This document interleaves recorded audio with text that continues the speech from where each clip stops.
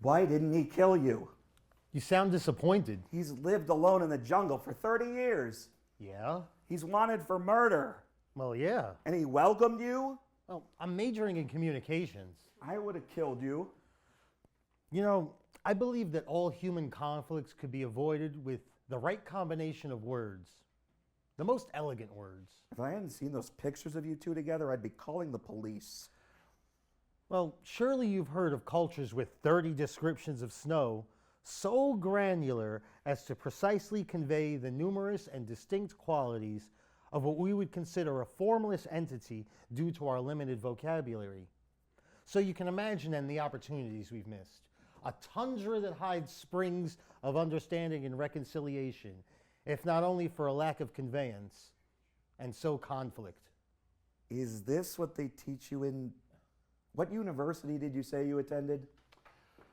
Attend is such an inelegant word. Okay. What is your story conveyed most articulately? My name is Junie. I'm majoring in communications, and I have a pet fish. One thing I still don't understand, well, there are many things I still don't understand, but why did you go by yourself? Would have been much safer to go with someone. Well, that's a good point. I guess if I didn't tell anyone and I couldn't find him, then it'd be no big deal.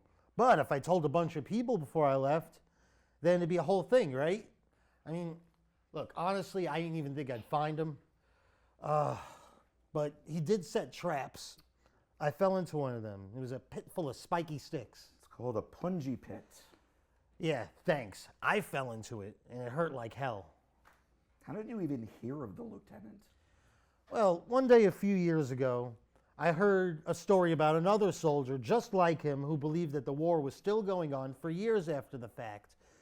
Refusing to accept all evidence to the contrary, holed up in a cave on some other tropical island until finally he had to concede due to a severe bout of dysentery. But what I found interesting was, I'd never been committed to anything like that before.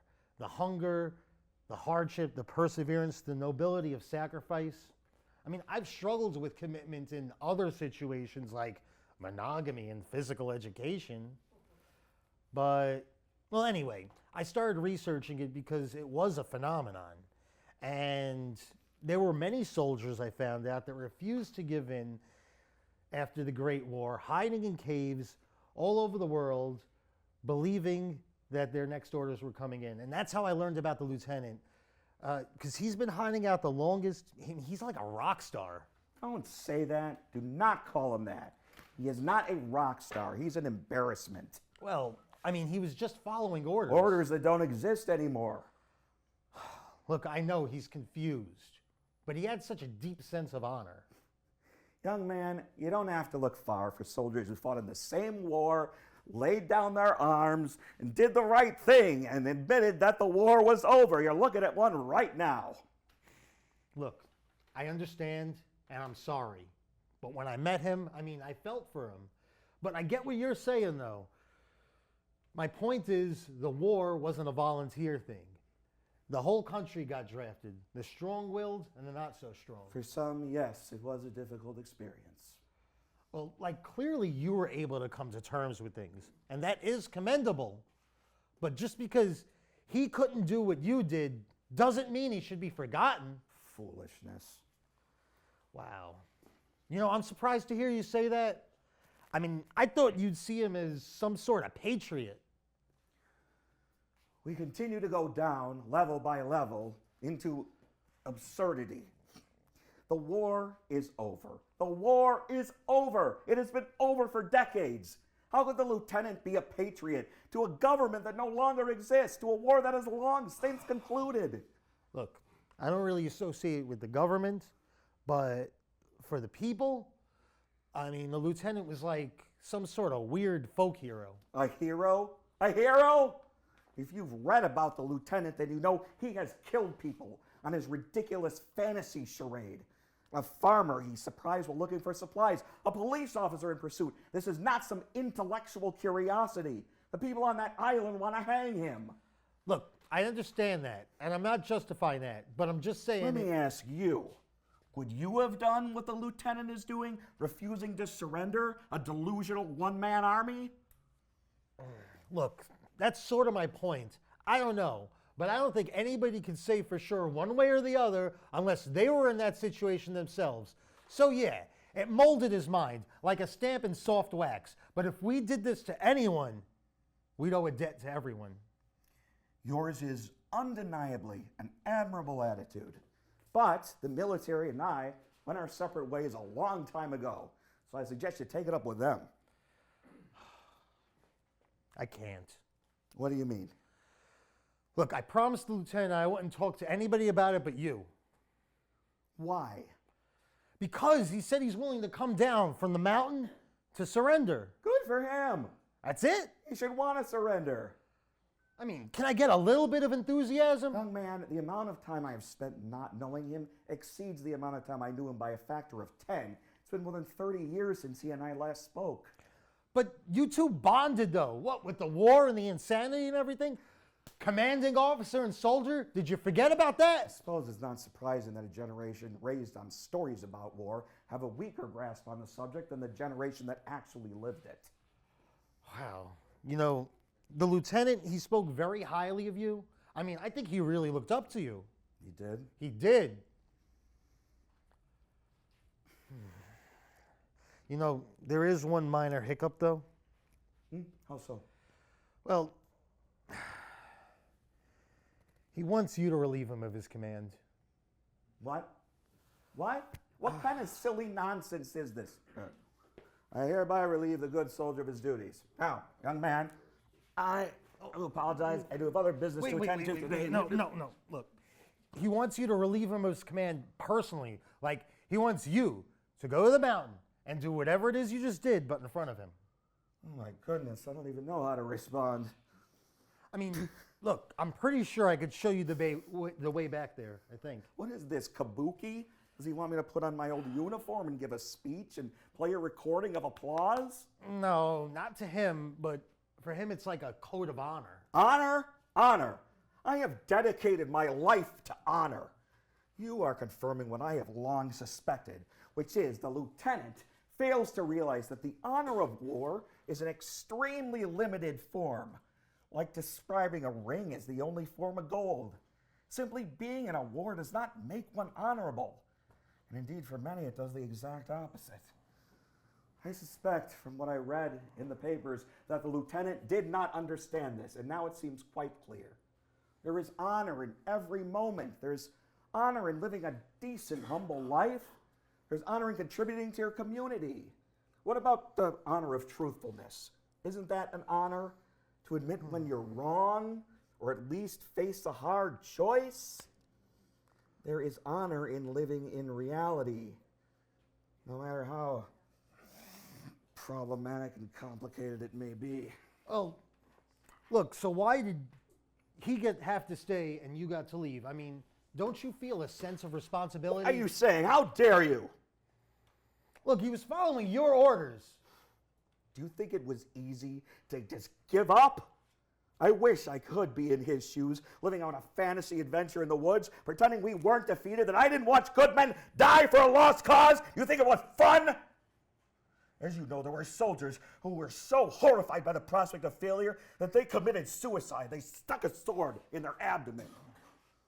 I wonder why the lieutenant has not come to that decision. Well, look, he still might. I mean, the lieutenant is not okay. I know it might seem from a distance like things on his end haven't changed much, but I was there with him, and it got pretty bleak on the days that I was there with him. I mean, I think he's depressed. I would be too. And if he did kill himself, and you could have prevented it, you'd feel pretty bad. I mean, I think you should feel some sympathy for him. You can't be so naive. The last time you saw the lieutenant, he was my age. He's very different now, and physically, he's pretty frail. I mean, the person you're remembering no longer exists. I think you should meet him again, because then you'll feel like I did. Young man, the lieutenant was not the only person I commanded. Far from it. He was one of many soldiers under me. And frankly, many, if not most of them, were not afforded the luxury of continued life. I see nothing more than a man rejecting what others would have so desperately wanted. Look, I'm sorry for your loss. It is not my loss, and I would prefer not to dwell on the losses, but of the valor of the men with whom I served. Do you still keep in touch with any of the survivors? None that I know are left. What the war didn't take, time did. Just the geezer you're looking at is all that's still here. Now that we're talking, I do concede that the lieutenant and I share that one quality. We have both been our own company for quite some time. I've never found it to be a bad thing, however, the way it's so often described. There's a certain poignant beauty in it, a life of solitude. Okay, I could dig it. For me, being in the jungle with the lieutenant, it was freeing in a way because it was so remote, so raw. I mean, you just can't think with people talking in your ear all the time. Okay, look, I know I'm talking a lot right now, but usually I'm a lot quieter than this. But I'm trying to make a point here, okay? I mean, I've never been to a place so isolated. That's why I like to stay up really late at night, you know? It's freeing at night when you're alone and the air is still. Time before dawn is the most productive part of the day. Exactly. I mean, when you wake up then. Okay, I'll take your word for it. The morning sets the rhythm for the entire day. Some days are a casual walk, others a waltz. Where are you from? Oh, me? I'm from the capital. Oh, well, I suppose that makes a bit of sense. You talk about the wilderness like it were an alien. I grew up on a farm. I hardly knew anyone except my kin until the war. Okay, so did you like it, the country life? I did. I think modernism has left us looking for something, don't you think?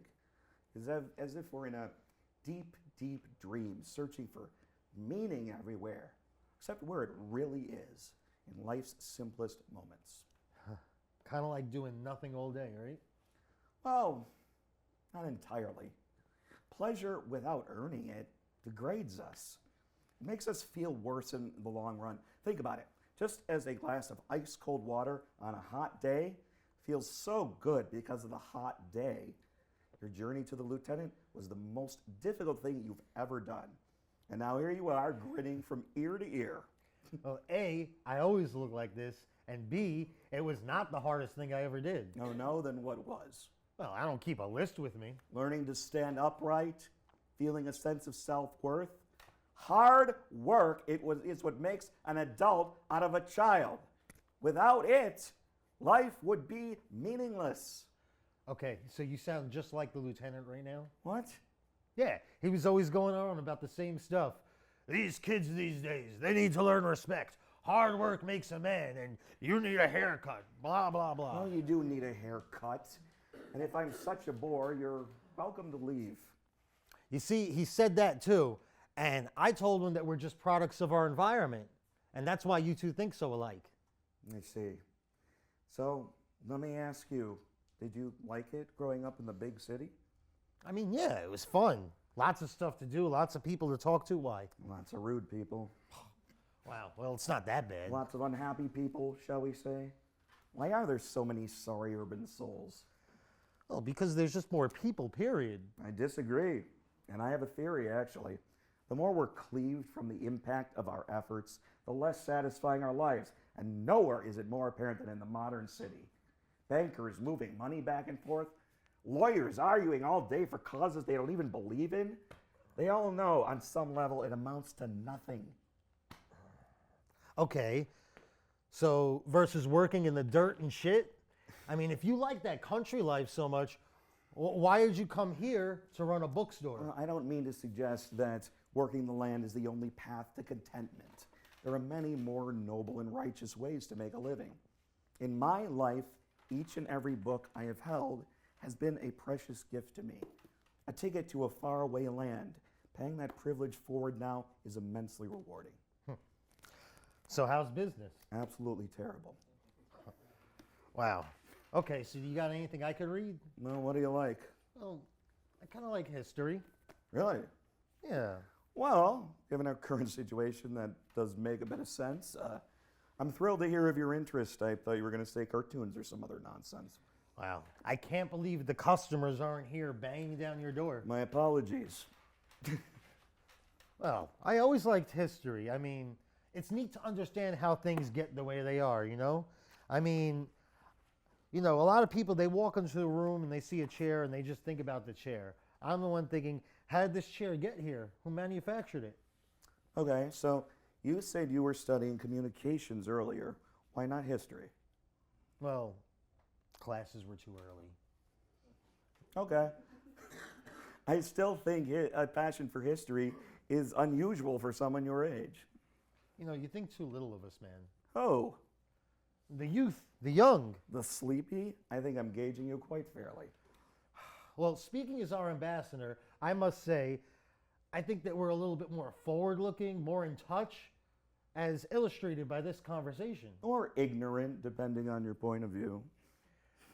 Okay, you ever seen a really old water pipe? I mean, one that's been running for like 20 or 30 years. Can't wait to hear where this is going. Well, the pipe, it'll still work, right?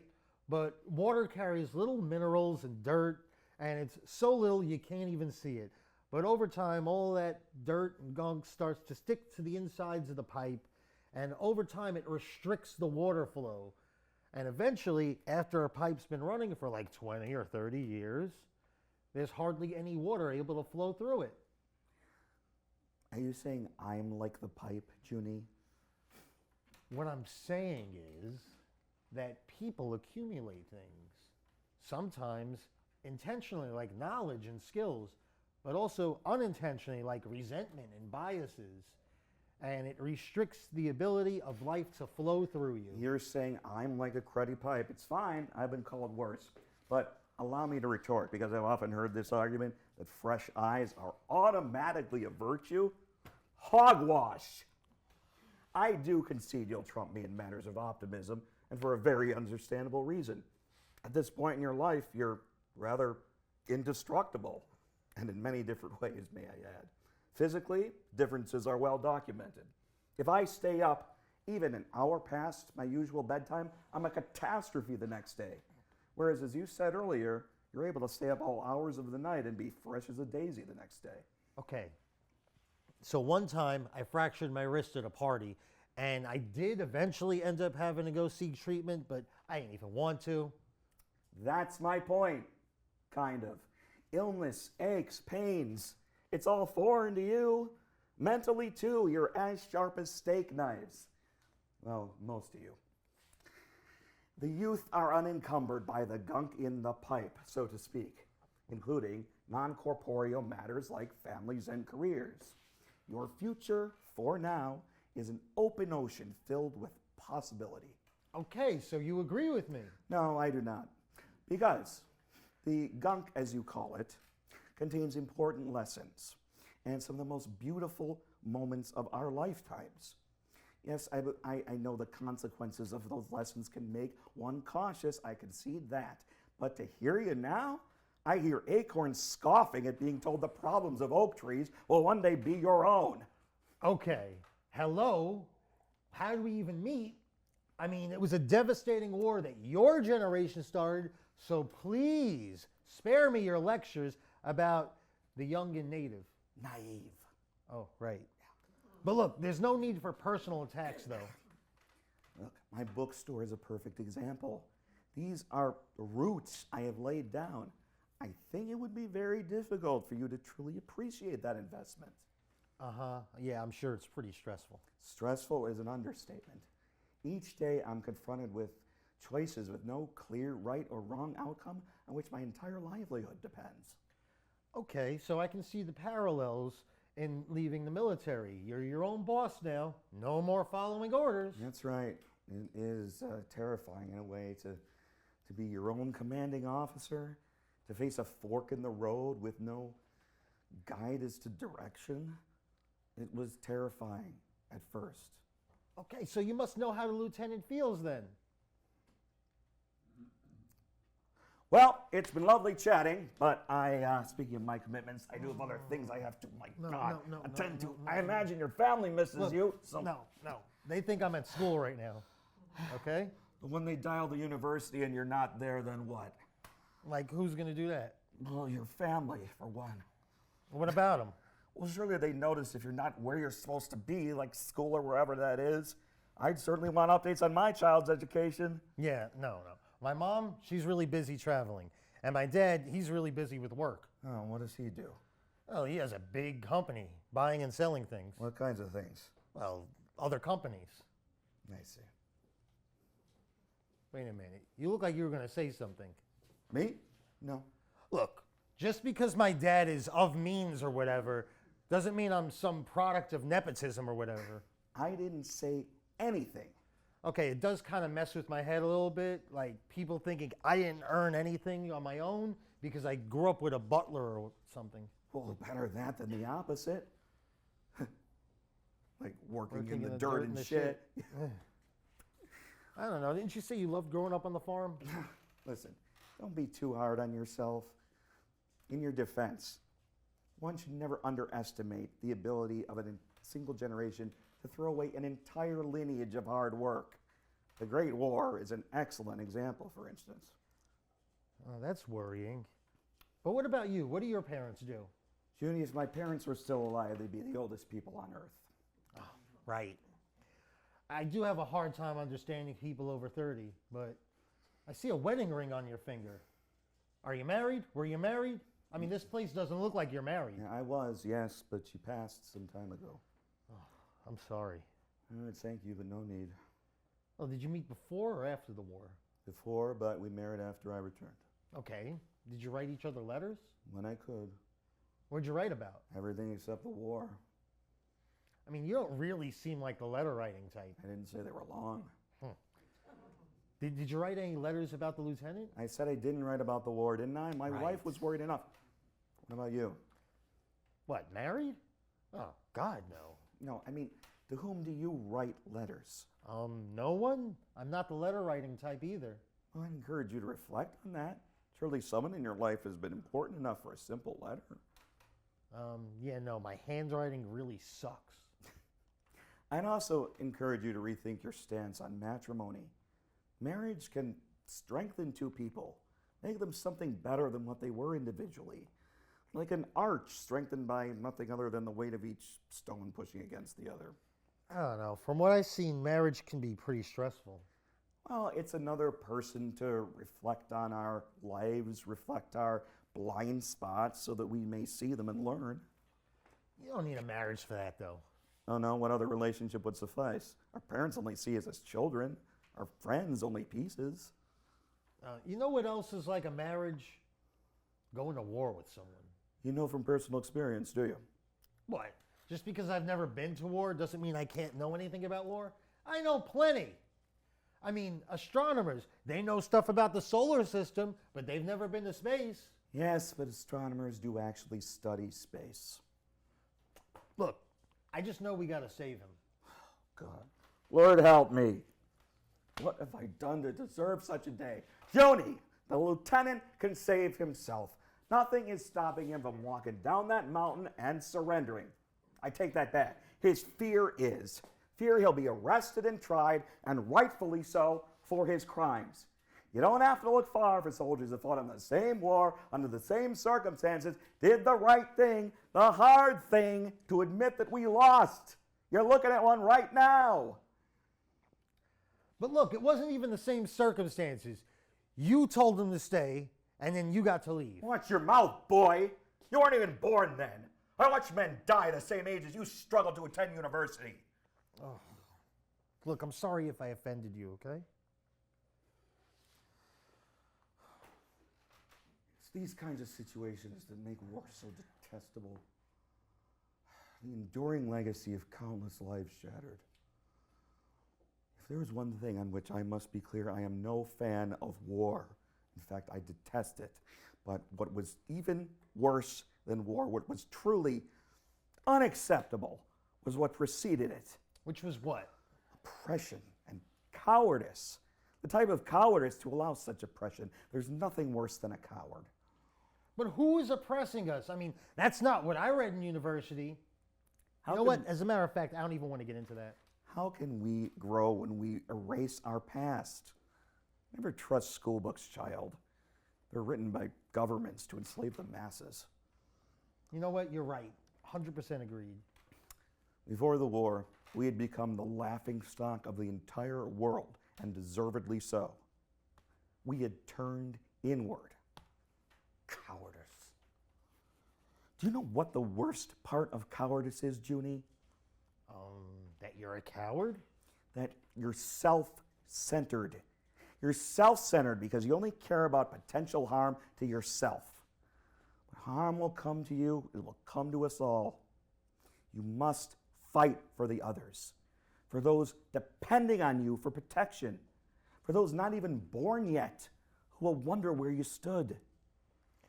Okay, so the answer is to just do that to everyone else then? The answer is to fight. Fight for our culture.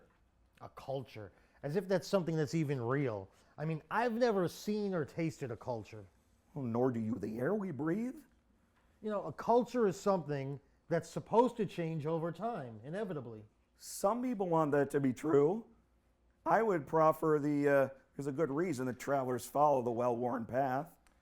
As we discussed earlier, the path laid out before me was quite well worn. As a matter of fact, it was a little bit weedy. And yet, it persists in the food you eat, the clothes you wear, the memories that have formed you. It persists. Okay, what about, I don't know, immigrants, people who bring their own cultures? What of those of lesser cultures? Wow, okay. I mean, it's not like we're different breeds of dog here. Oh, it does make a certain sense. Okay, this is a lesson that the youth can teach the elderly. If I can prove to you beyond a shadow of a doubt that your logic here is flawed, then you got to come back with me to get the lieutenant. What is your rebuttal? That we're all terrible.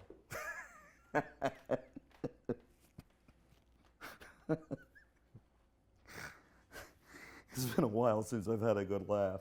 It does make a difference, though, doesn't it? What did you two even do the whole time, you and the lieutenant? You were there for what, 2 weeks? Honestly, we just vibed. And let me tell you, there were a lot of monkeys in the jungle. Did I mention that? How many monkeys there were? There were a lot of monkeys. Yeah, an absurdly large amount of monkeys. A lot of days would be spent just watching the monkeys, fighting with each other over food, picking on each other for no reason at all, and sometimes with us. And I gotta say, even when you cook them, monkeys are pretty rough taste-wise. I mean, I had diarrhea the entire time. I suspect the lieutenant wouldn't have continued in his adventure for so long if his accommodations hadn't been so lush. Station him in the Arctic Circle and he'd have quit as soon as the war ended. You know, that is true.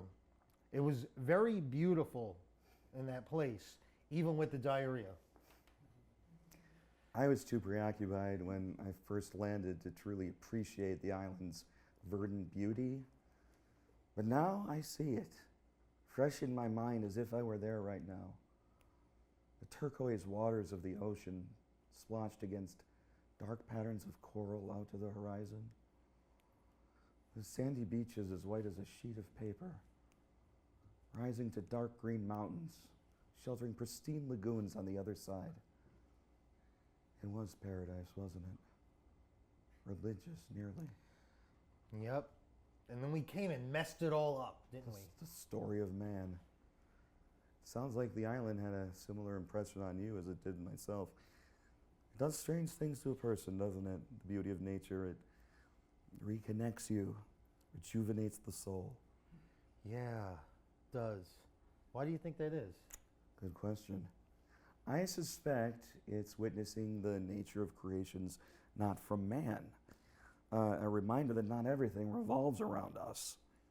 And also because it's beautiful. We overthink sometimes, myself certainly being guilty of that. The beauty of nature overwhelms. Yeah, the lieutenant spoke a lot about feeling overwhelmed. He used that word a lot. What else did you two talk about? Surely there must have been some rather insightful discussions between monkey hunts. Yeah, we talked about a lot of stuff. You know, what his childhood was like, what mine was like, and where I was from and where he was from, too.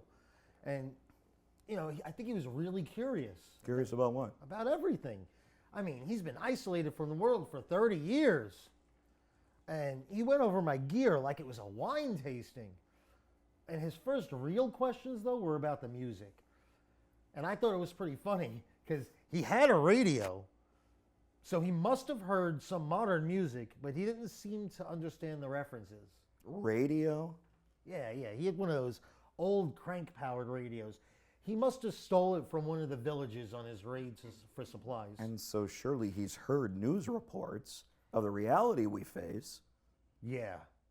And could you believe he said that he thought they were lies? I mean, I also brought him newspaper clippings that were about him. And he said I was a spy. And, well, to be honest, I think that was the closest I'd ever gotten to being killed. How flattering for him to be so unique. What do you mean by that? Do you really think he never questioned once in the decades that passed whether an elaborate farce had really been constructed by the enemy solely for him? A mere lieutenant holed up in a cave on a remote island in the middle of the ocean? That these lowly farmers and policemen he eluded were what, actors? Plainclothes soldiers? It's a charade for an audience of one. His ego. Come on, man. People are always looking to elevate themselves, particularly the narcissists. There's an innate longing in some people to separate themselves out from the others. They see strangers not as people, but noise to rise above. I mean, do you speak from experience? I mean, I just don't think it would get to the point where it would make him toss his life away. You say toss his life away, but he was only in his early 20s when he first arrived on that island. He had hardly developed anything on the mainland to miss before being drafted. He was poor from a small village most people have never heard of. Frankly, an imaginary adventure like this might be more appealing for many. Well, I mean, imaginary is not accurate at all. I mean, he's been actively shot at. His life has been under severe duress for like 30 years. I mean, granted, it's of his own making. But to say the danger was imaginary, no. He couldn't handle his failure. I mean, maybe for a while, sure, but not for 30 years. And then there's the fame angle. He probably likes feeling so special. Isn't that convenient for him that he has to bear the burden of defending the empire? And if it means becoming the focus of newspapers across the globe, so be it, huh? Come on, man. Maybe you would too. What is the real point of this expedition? Fame, isn't it? You and the lieutenant are not so different. Come on, look. Would I mind if I got super famous from this? No, not at all. It'd be dope. But look, I won't lie. Truth is, I didn't think any of this would work out. And I thought it would just be a cool story to tell my friends that I blew off a semester to go on a human treasure hunt in the jungle. And they'd all be like, oh, you're so crazy, Junie. And I'd be like, yeah, that's me. I'm crazy Junie for you. And that's what they would call me. But then the thing that I never thought would happen happened. I came face to face with this crazy lone soldier in the jungle, and he almost killed me. But then we chilled. And it was so real. It was like the realest thing that ever happened to me. And then I thought, wow, I could really make a difference. And that's the first time in my life that I could actually say that. Don't say that. Look, straight up, I swear to God, the lieutenant is not faking it. He's really out of his mind. Maybe now, after all these years, he does believe it. Or has convinced himself, rather. Surely not every moment. Surely the doubt crept in on those quiet nights. He just did not have the courage to admit what stronger men than him did. We lost. Look, decades of isolation would warp anyone's mind, but I don't think there's a lie that powerful that could make a man continue to live like that, like an animal. One of the few things you've said that has made sense. People are social beings. It's a cliche, but it's true. I shudder to think what even a few months in that jungle would do to a person. You know, last year I had the dorm all to myself, and I brought a fish out of nowhere. How do I know his request was such? This could be a sick joke or worse. People today are depraved. Look, I'm beginning to suspect you're a glass half empty kind of guy. I mean, look, the lieutenant you know is just a memory now. You're right. I don't know who he's become. Perhaps the lieutenant wants to take his revenge. He's lured you there with God knows what, twisted your mind with false tales, and then when I'm ready, bam! Shot! Or hit over the head with a rock. Look, if you're so worried about me, I'll give you my dad's phone number. I'm being propositioned to be murdered by a baby. Look, who isn't younger than you? I mean, and the lieutenant ain't a spring chicken either. I mean, if he really tried to kill anyone, I think he'd probably throw out his back or something. I'm sure he must have his aches and pains. No, he's dying. Don't exaggerate. I'm not. He's been shot at many times, stabbed once or twice, attacked by monkeys, slept on a rock for 30 years. This guy has more malaria than anybody else on the planet, and he's bordering on starvation perpetually. You ask me why he didn't try to kill me? I mean, I don't even think he could if he really wanted to. I mean, his hands shake terribly. He could barely hold the rifle anymore. I mean, at night, he groans. It made me feel really bad for him. Physical pain, now that is one thing I do understand. My back hurts just sitting on this bench like this. Pain is a fact of old age that some days lingers in every thought and moment. That's bleak. I don't mean this as a ploy for sympathy. Pain is the one universal truth to consciousness. I mean, that's even bleaker, but I guess I know what you're saying, though. How could you possibly speak from experience? I mean, what about heartbreak, for example? Child, mental anguish is not true pain. It's a failing of our language that we do not have more precise words for pain. One of the physical world, and then whatever it is people call it when their emotions fail them. I don't know, man. I think mental anguish could be just as painful as the physical variety. Yes, but mental anguish can be stopped simply by willing it so. Wait a minute. So you're trying to tell me that if somebody close to us dies, that we just have to get over it instantly? Well, rather than quibble over your definition of instantly, I would merely cite as a reference what you previously said about the lieutenant, that he views such a beautiful paradise as a prison. We have all known people blessed with every advantage imaginable and yet are miserable. And conversely, there have been those among us who are blessed with every single or have gone through every single thing that the world can throw at them and still wake up every day with unfailingly affable dispositions. Okay, so we definitely disagree here. But even if we didn't, it still has no bearing on whether pain is a universal constant of life or whatever. Pain is the language our bodies speak. No matter where you're from, what language you speak, when it comes to the feeling of physical pain, the feeling of illness, the sharp sting of a cut from a blade, there is not a bit of difference. Look, the constant isn't pain, it's change. People don't. Oh yeah? What do you call the graying of one's hair then? You can't possibly be using such a trivial difference as an example. Oh, look, it's not trivial. Not if you're trying to date. And I did pick that example intentionally because, in a way, you're exactly right. How trivial is the graying of one's hair? And yet, as I just noted, for some, it could be pretty substantially impactful on their life outlook. I mean, now think about the subtler, more important forms of change, like emotional growth, education. I mean, we're radiating change in every possible direction here. And if you believe in change, then you must also believe in forgiveness. I still don't think people really change.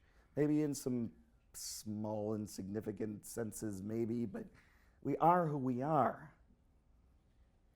Maybe you haven't had the courage to change. You lecture me about courage? Yeah, I am. It's like you said about honor. Courage doesn't only exist during the war. There's room for courage in every moment. I thought a lot about this in the jungle. So much of what's at stake here happened in the past. The lieutenant is not the same man anymore, and neither are you. You got to see that this is a once-in-a-lifetime opportunity. For what? To bring peace At last, even if it's in its own small way. Peace already exists. That's what I hear on the news. As you said earlier, the absence of war does not guarantee peace. Peace. Junie, peace is an idea that exists only in our minds. It's one of these ephemeral concepts like truth and freedom and the like that means something different to each person. Take peace. Today we exist in a state of peace, right? That's what they tell us anyway. But what is that peace? Now instead of guns and cannons, we have news announcements that a forest is being paved for a highway headquartered somewhere. Other countries tell us to buy their products for pennies on the dollar, and our only recourse is to protest at a toothless tribunal somewhere. Peace is a word that sounds good, but in actuality has no substance. I don't know, man. Maybe it's like I said earlier that we just need better words. I mean, me personally, I grew up surfing and going to college, and that was definitively better than going to war and watching all the friends that I had die and then getting stuck on an island somewhere for 30 years and losing my mind. So just because something isn't perfect doesn't mean it's not getting better. You say peace. Peace for whom? Peace for the islanders who would like to see him hanged? Is that what would bring peace, do you think? Look, I think the islanders would just like to see him disappear. Yo, you've spoken with them, have you? I mean, do you really think seeing the lieutenant killed like that would bring them peace? Perhaps, perhaps not. It's not for me to say, nor is it for me to assume that what you propose would be any better for him. Let's say he were to come back. What would he even do here? Have you thought that through? I mean, whatever he wanted, that's the point. I reiterate my thesis that he is well aware of the possibilities and yet still chooses his current path. Look, I know you won't find peace unless you come back with me to go get him. And if I leave and you don't come with me, then you're going to forever be haunted by what could have been. I was enjoying a very quiet, comfortable, peaceful life, reading in the warm sun before your arrival, and will surely continue to do so after your departure. Wow. You know what?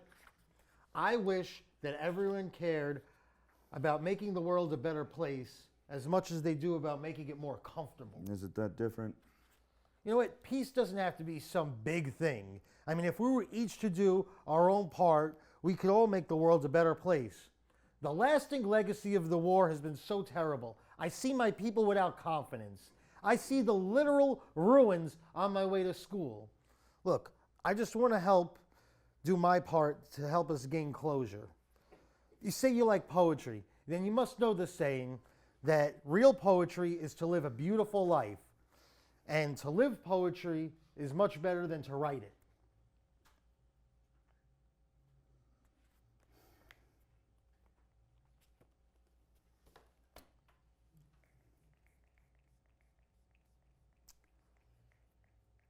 Very well said.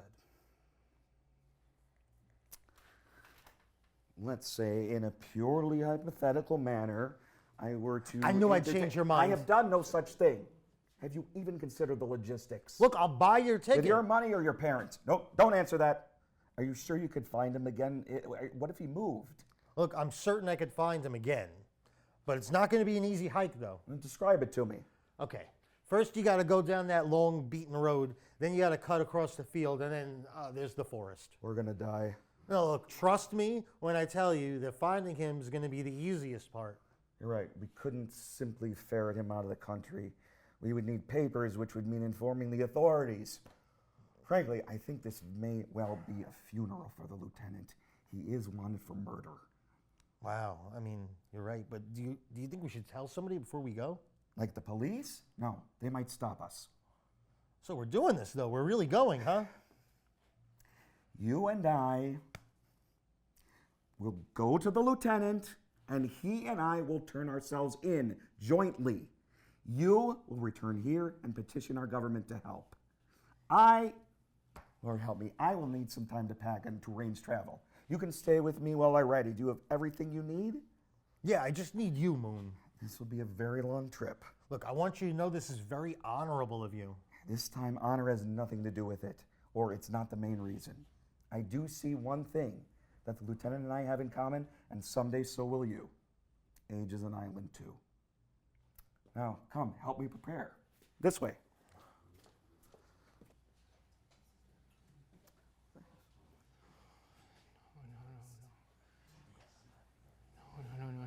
No! A dream. A dream. Nothing more than a dream.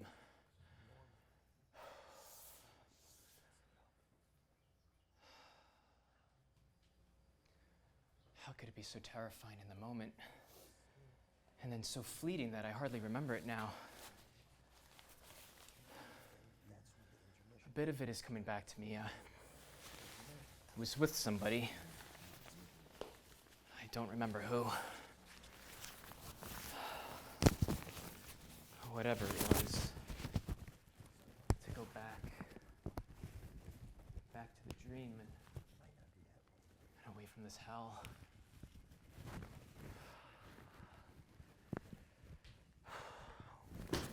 Reporting for duty! All the world under one roof, ready to defend the Empire. Though I am a humble soldier, I am ready to die for our cause.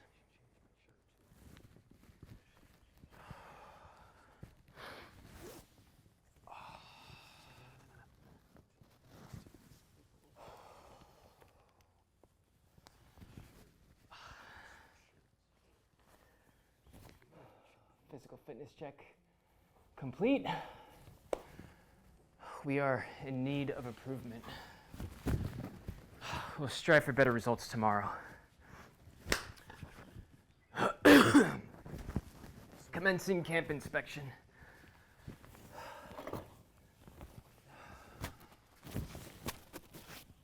The traps that I have set along the perimeter remain undisturbed.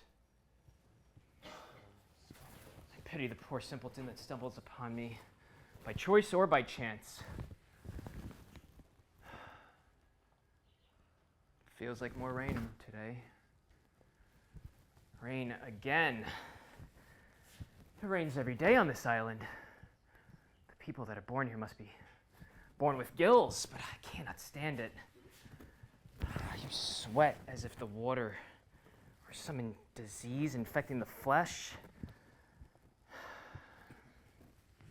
Boots and socks that never dry. Shirts that cling to one's back like grease. The mosquitoes, of course. Mr. Mosquito, hello. Few are so insecure, always vying for my attention. But I should be so mean-spirited. You are my only friend. You've given me malaria, what, a dozen times? But on the other hand, nobody's given me much of anything. And what do you want in return? A few mere drops of blood? Frankly, it'd be rude of me not to. We have greeted each other for how long? Some 30-odd rainy seasons. It is difficult to measure or remember. Things don't come as quickly anymore. The invisible ether of time seeps into every crevice. Impossible to detect until the end. Pretty meager living conditions, granted, but safe. I still remember when I first found this cave, buried deep, deep in the jungle, where only the most seasoned explorers would dare trek. Even the locals were not aware of this crevasse high up in the mountain. Yeah, after years, decades even, of constant wandering and fear, I finally have found the perfect location to await my next orders, whenever they may come.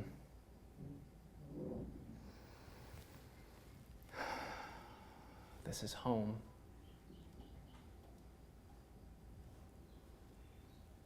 It occurs to me that there is a question that I have not asked myself.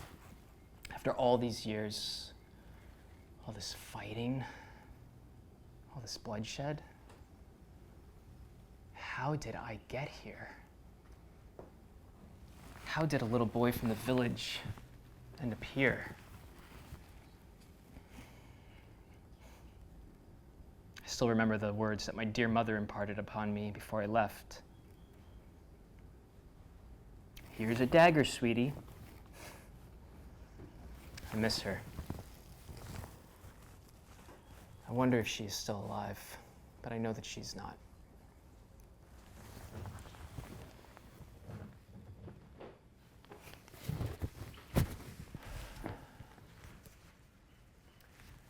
I could live 1,000 years in this cave if my body willed it, but I do confess, my mind begins to wander. What does home look like now? Would I even recognize it? What would I do from the moment that I returned? How would I be greeted? Or a better question, how would I like to be greeted? Oh, this is a delicious thought, yes. If I could have anything of my choosing, surely a meeting with the Emperor would be warranted. Yes, first-class accommodations, and then a private discussion at which point he would certainly be predisposed to give me some sort of token of his appreciation, land, an award, gold, something of that nature.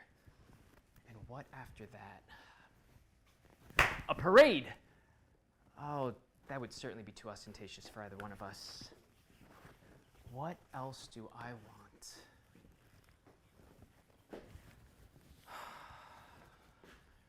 Oh, what I would give for a hot shower. So rudimentary, but so dearly missed. Yes, that would be first. To imagine the feeling of steam washing off all these layers of dirt and sweat, soil and soot. What else would I like? Oh, cigarettes. There are easier ways to kill herself, I suppose.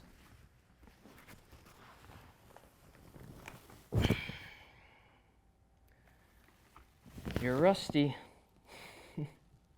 like your owner. Humidity does you no good. There's not much left in either one of us, but what is left? Oh my. What things we have seen. What things we have done. God, what things we will do. Damn it! God damn it. You're trapped here. No options, no options. Our backs are against the wall.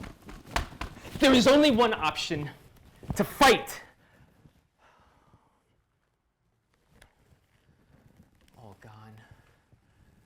All dead. My comrades in arms. But we will meet again in our dreams. Those bastards for taking them. I will take my revenge. I will kill you all. The beaches will run red with your blood when I am through with you.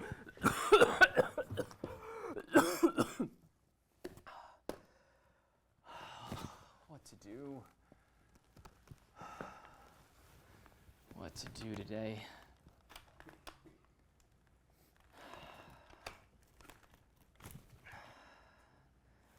I need food, but I have no ammunition.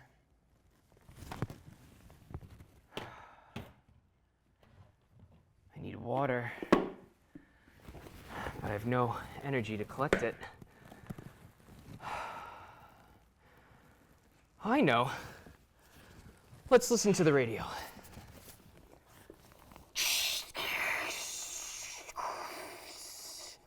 I believe the news is on.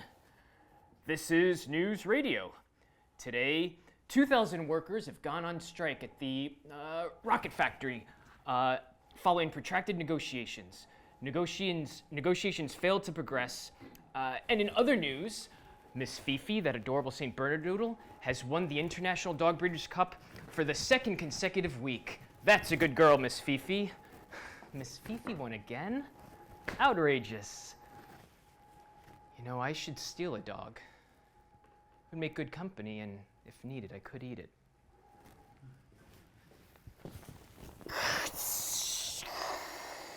Is it just me, or are there more commercials these days? Drink our cola, delicious Cola, and it tastes like coconuts. Can't go to sleep at night?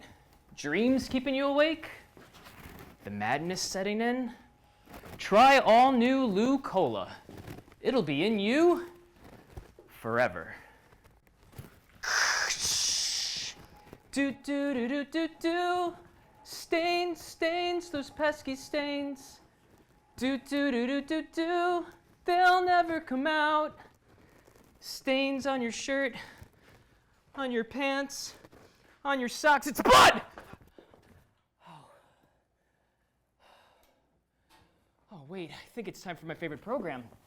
I look forward to it every single day.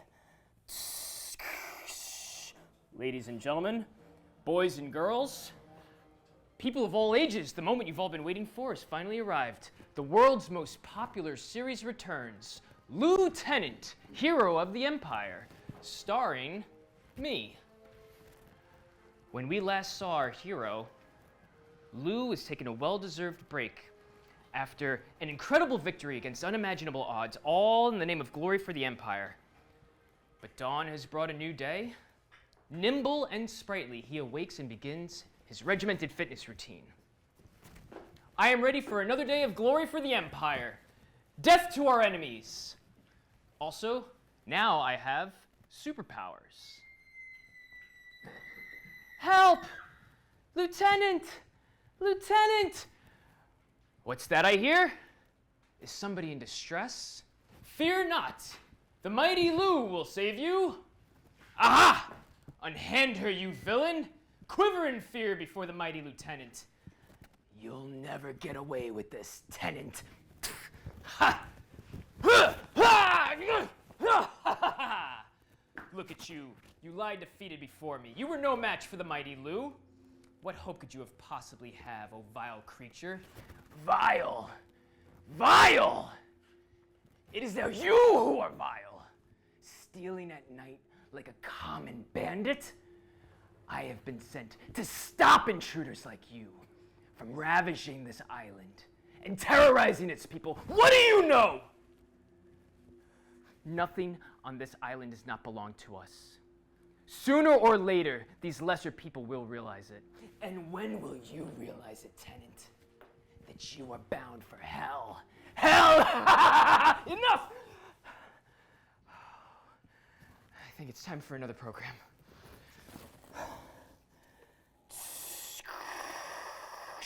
God damn these commercials! Doc Tennant's incredible miraculous wrinkle cream will have you feeling 50 years younger. You'll look like a baby. A confident baby. We now return to our normal programming. Lieutenant, Hero of the Empire. When we last saw Lou, he was entangled in a battle with the dastardly island spirit. For a moment, all hope looked lost. But then, suddenly, help arrives. Gah! Gah! Gah! From up out of the sky, a bird, not just any bird, a crane, an enormous crane as big as a mountain, swoops down and plucks Lou from danger. It carries him far, far away and sets him down in an unrecognizable land. What is this place? It is nowhere that I recognize. Lieutenant! Lieutenant, is that you? I saw you get killed. It's been some time. We served side by side in the war. How is this possible? We're all here, Lou. All of us. What is this place? It is the land of eternal life. Oh, what an incredible place. It's hell! How could you say such a thing? To be reunited, to be alive, this is a blessing. First of all, it's boring. I've only been here for 30 years. I couldn't imagine doing this for an eternity. And my upstairs neighbors are driving me crazy. I think they've memorized every tap dance in existence. This cannot be. You don't know how lucky you are to be able to end it all, Lou. Kill yourself! Kill yourself before it's too late! Ah!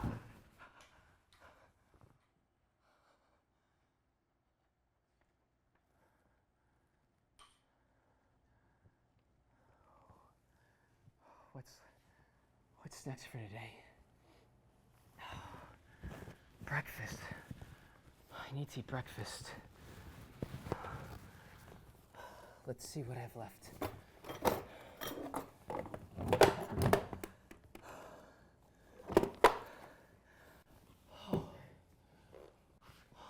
It's just hit me. The dream from this morning that awoke me was such a start. I think that I remember it now. I know who I was with. I could see him. Commander Moon? I wonder why he made such an appearance. To have known Moon is to have known supreme loyalty, unflinching, unwavering dedication. It is his dedication that I aim to emulate. I wonder if he is still alive. I suppose he is the old workhorse. If they were to catch him, he would surely have committed seppuku, but they could never catch him. I wonder if he's holed up in one of these mountains near me. That is perhaps a comforting thought, that he should be so close. I do miss him in a way. Dreams, do they have meaning? Visions from our deepest subconscious, or flashes of the future? Or perhaps they're just God's way of toying with us, some ridiculous nonsense for entertainment. It is so rare for me to dream these days. I have such trouble sleeping. I saved the last bit of fruit for today. I'm desperate for the energy if I'm going to go foraging later.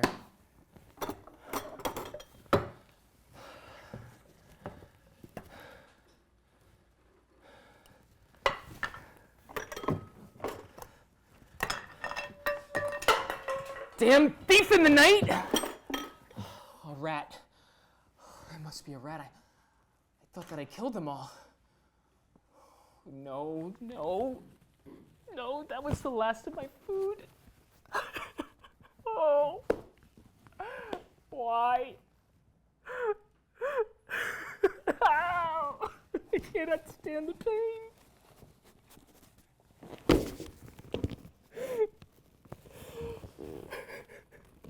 My bones are protruding from my skin, and hunger pains me all night and day.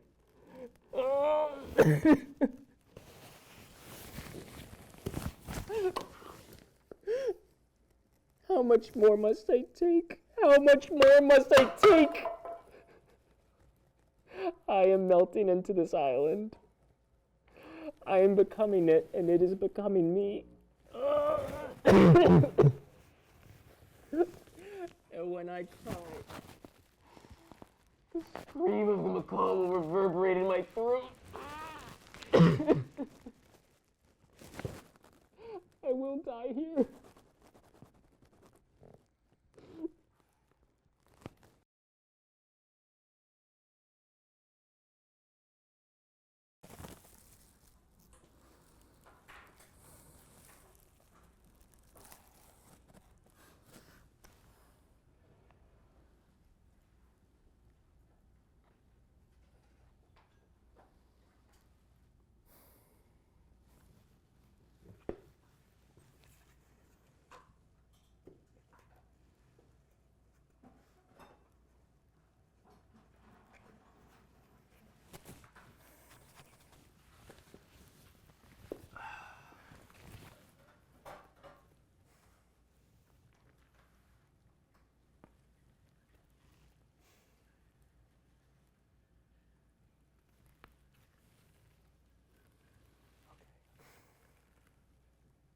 Ow, shit.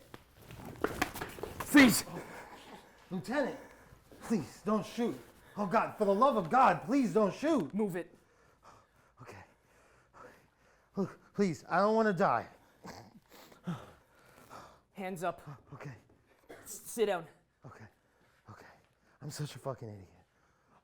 I just wanted to be famous. Please don't kill me. Oh, God. Look, I'm sorry. Look, I'll go. Just let me go, please. Who are you? How many of you are there? Speak now. My God. Look, okay. I'll confess my sins. I want to confess my sins before I die. Okay? I cheated on exams in school. I drank the holy water only once. Look, I was just curious what it tasted like, okay? What? Look, I was never bullied, all right? I told my parents that so they'd send me to karate school. But I just wanted to go because it was across the street from the arcade, okay? And as soon as they'd leave, I'd change out of my karate clothes. I was actually really popular in school. Stop talking nonsense. How many of you are there? Speak now. Look, it's just me, okay? Liar. Open your bag. Okay. Throw it at my feet. Look, please don't shoot me.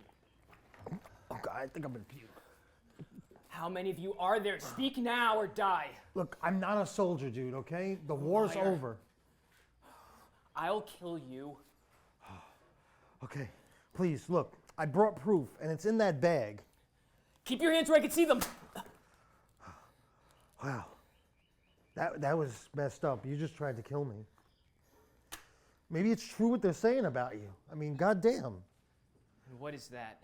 Well, what do you think? You're up here on a mountain, living in a cave, and trying to shoot at people. And do I even look like a cop?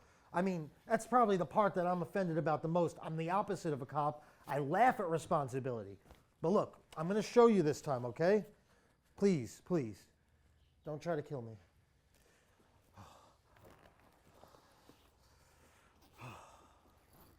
Look, here.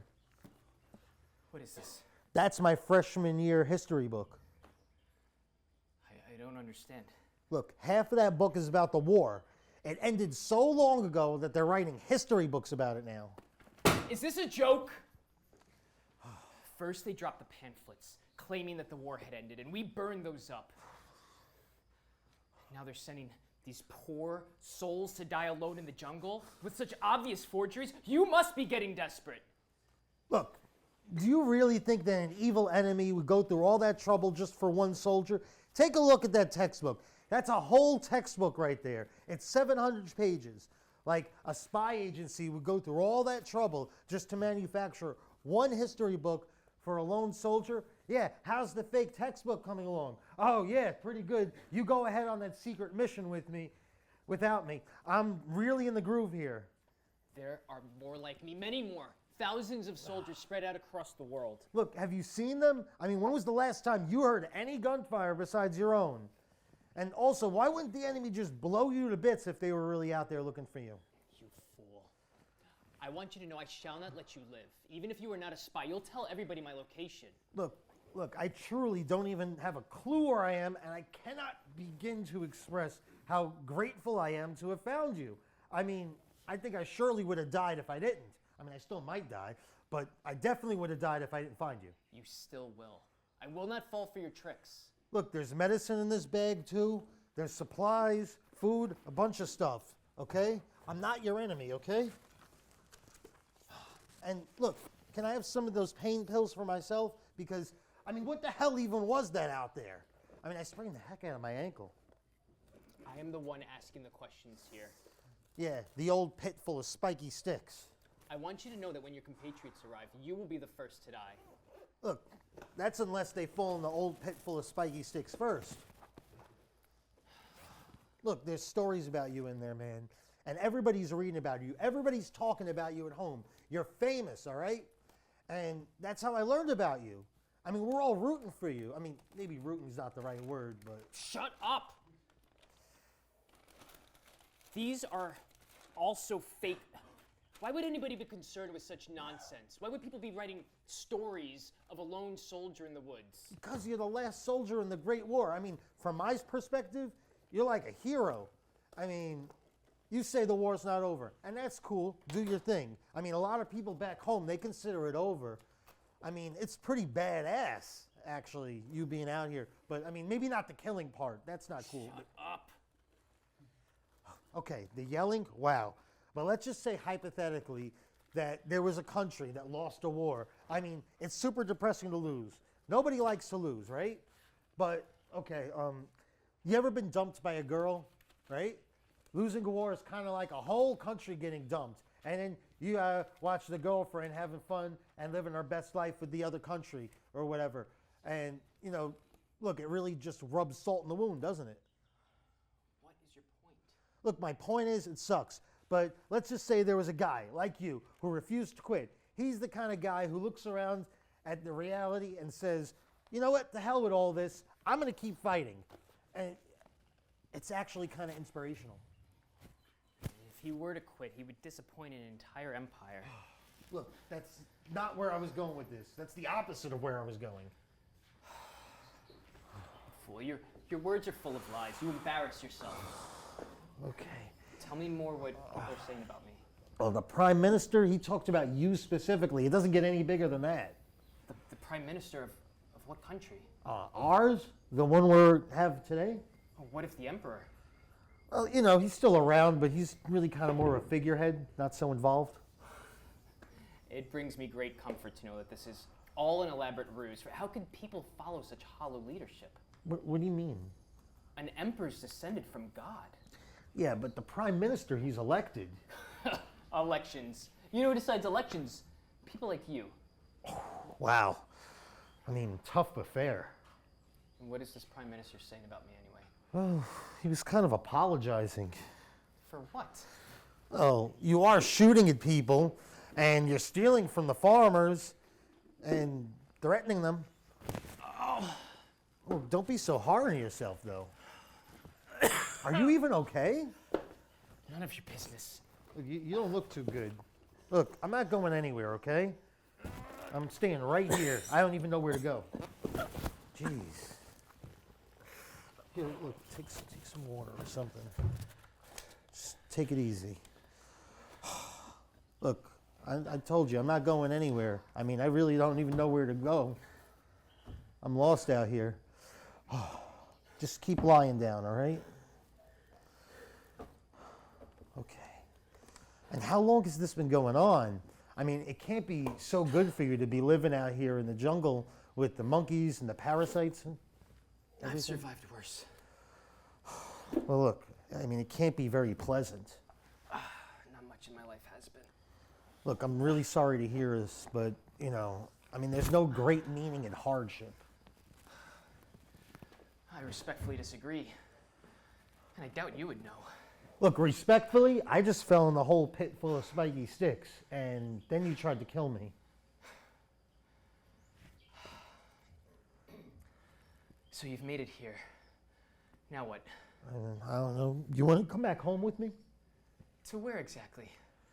Oh. Either this is all a trick, and I will be sent to the gallows, or you've just told me the world is a completely different place. Neither option's better than my current state. Well, look, you can come home with me. I do live with my parents, though. No, thank you. Besides, if I come down, the islanders will hang me. Okay, that is a good point, granted, but I mean, this is what we call a dialogue. This is what normal people do. But look, you don't need to worry, okay? When we get down, I'll tell everyone not to attack you. I'm sure they'll be open-minded. All right. Well, look, can I stay with you then? What? Look, classes are off for a few months, and it'll give me time to read that textbook I brought. No, you absolutely cannot. Okay, you can't make me leave now. I have a gun. Oh, we're doing that again? I mean, first, I couldn't stay. I couldn't leave because then I tell people where you are, and now I can't stay with you? I don't allow for any sort of dead weight. Look, I have so many skills, okay? I mean, I could even play the guitar. I don't have a guitar. Okay, fine, you don't? But, I mean, maybe, you have a way of getting things, right? Who do you say you are if you are not a spy?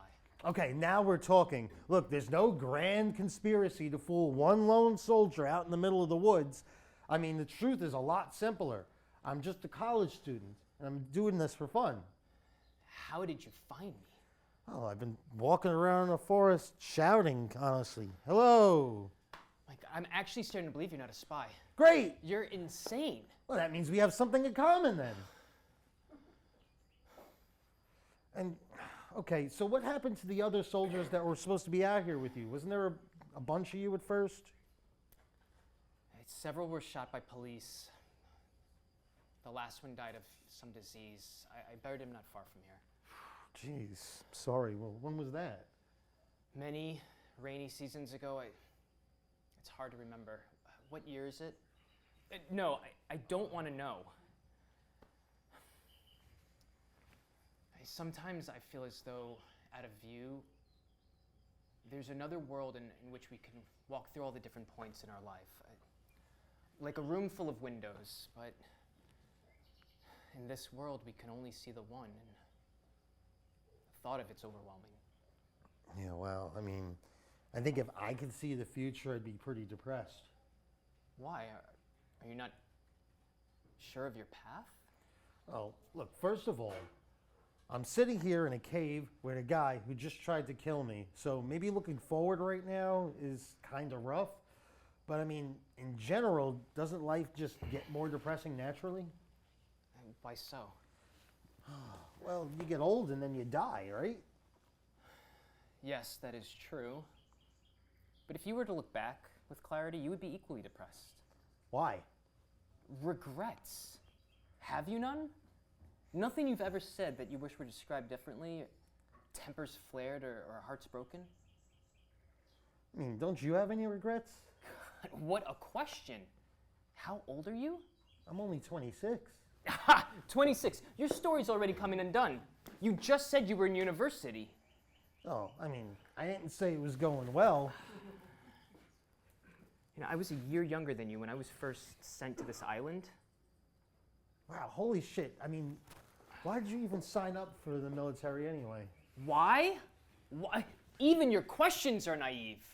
I had to. We all had to. There was a war. The fate of our nation was at stake. I mean, weren't you scared? Please. Not ever? What about when you first signed up?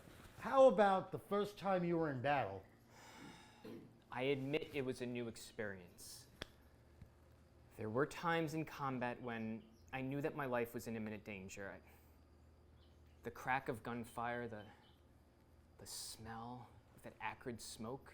But the calling spoke to my soul. Okay, so sometimes you were scared. What I was prepared to die for my land, and that is the right choice. Uh-huh. Look, why don't you just come back with me now, though? I mean, it's too hot in this jungle. Because of honor, honor! Have you not heard this word? Of course I'd like to be drinking a beer on the beach, like you. What I want is irrelevant. I do what I do not for myself, but because of honor. Come on, let's go. It is alien to you, isn't it? This idea, the concept of honor. I could see it in your face. You're on the verge of laughter. Well, yeah, I mean, it's important. It's good to have, right? It is what makes us more than human, more akin to the divine. An unwavering dedication to a noble cause.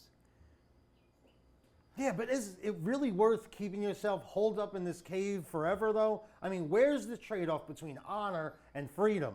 I mean, don't you want to have the option to choose?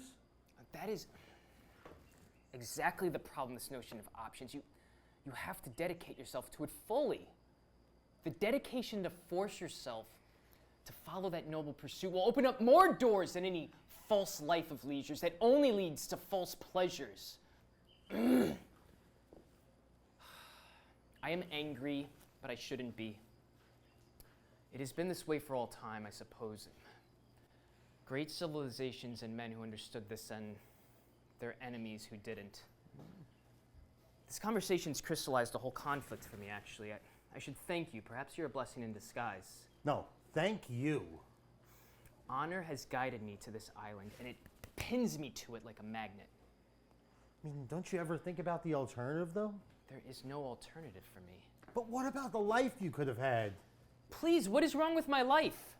A life of dedication, of valor? Alone, sick, seeing people die? That is the path for many of us, no matter what we choose.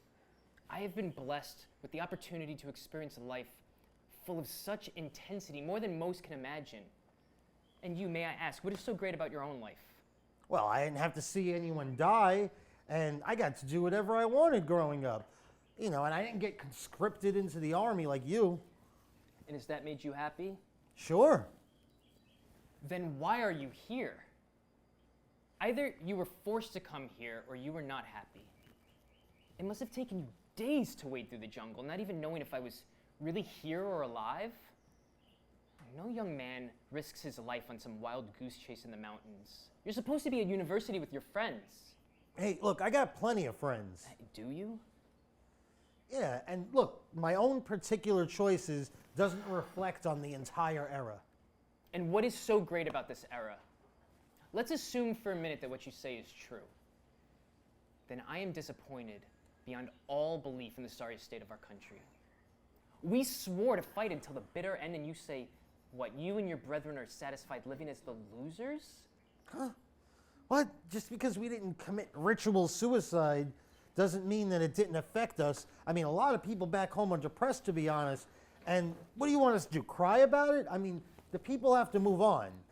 And, you know, I wasn't even born when you got to this island, so the things you're telling me sound fictional. You were part of the same bloodline. I mean, I guess, but the way I look at it, it's just like a river. If you watch a point in the stream where it's going over the rocks, the patterns it makes will stay that way for a long time. But what we're looking at is, I don't know, like millions of different individual water particles, each one so different and unique. And yeah, the pattern is the same, but it's very different in its substance. What is your bloody point? Look, my point is, I don't think that the problem here is the change in pattern. Changes in pattern are inevitable, but we've grown now as a society, and we've entered a new era of abundance. So many achievements in the modern era, but none of what matters. What is this bag made out of? Oh, that's nylon. You like it? I think I will keep it. Okay. So what, you've come all this way to say hi? Well, not just that. I mean, I think your story needs to be told, though. What makes me so special? Nothing yet, but if you come down from this mountain and out of this cave, that'll be really special. A quitter could never be special. But you're not quitting. You're letting go. I mean, there's a difference, a huge difference. And look, no one's going to doubt that you lacked the will for all this time. But for you to accept a change in perspective, I mean, that's something really special. Everybody knows that's an incredibly hard thing to do. So let me help you. Look, it's good to be a symbol for something, you know, to stand up and weather the storm. But there's a difference between that and being too fixated. And you have to understand the difference. And who gets to choose, you? You know what a good question to ask yourself is? When holding on to something hurts more than just letting go. I am thriving. Oh, you're thriving, huh? Yes. Okay. And the people need a symbol of resilience. No, see again, the people, they need to move on.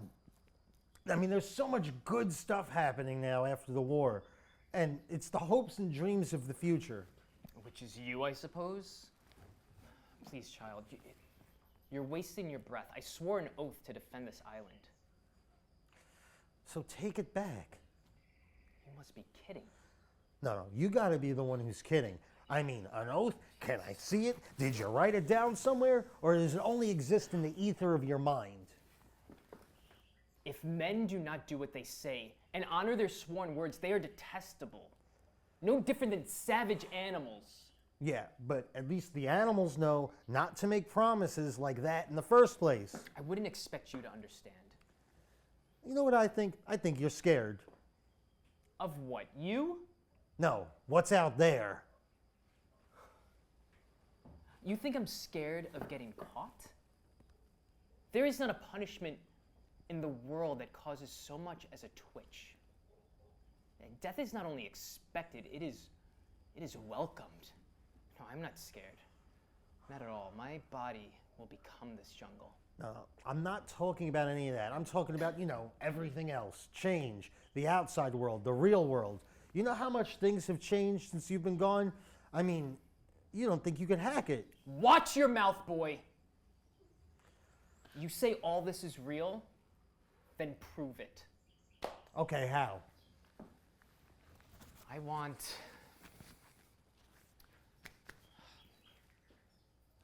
Moon. Who? What? Commander Moon. He was my superior officer. That's his name? Moon? Yes. Okay. I still don't know what you want, though.